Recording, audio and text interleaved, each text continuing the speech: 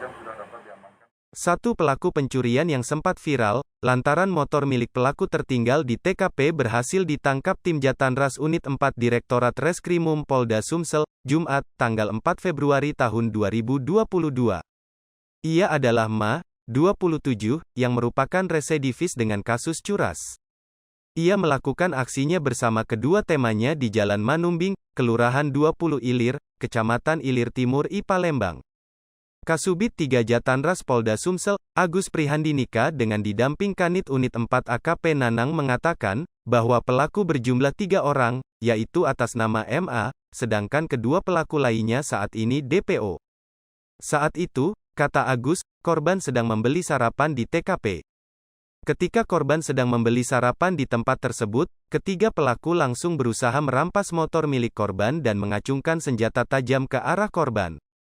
Ketika motor Honda Beat milik korban dirampas oleh ketiga pelaku, korban lantas berusaha mempertahankan motor miliknya hingga korban menarik motor milik Honda Vario pelaku yang membuat ia terseret sepanjang 8 meter. Usaha korban menarik motor Honda Vario pelaku tidak sia-sia, sebab dengan usaha tersebut pelaku terjatuh. Motor tersangka yang tertinggal langsung diserahkan korban ke Polsek Ilir Timur I, sekaligus korban langsung melaporkan kejadian yang ia alami. Selain berhasil menangkap tersangka Ma, mereka juga berhasil menangkap penadah motor milik korban tersebut.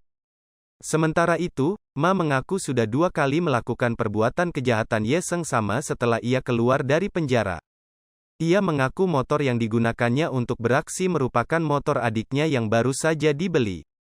Sedangkan kenapa motor miliknya tertinggal, Ma mengaku panik karena korban terus melawan hingga takut menimbulkan kecurigaan warga. Laporan wartawan Sripoku.com, Oki Pramadani. Hai pemirsa Sripoku TV, jangan lupa komen, like, dan subscribe, serta tonton terus berita-berita terupdate lainnya ya.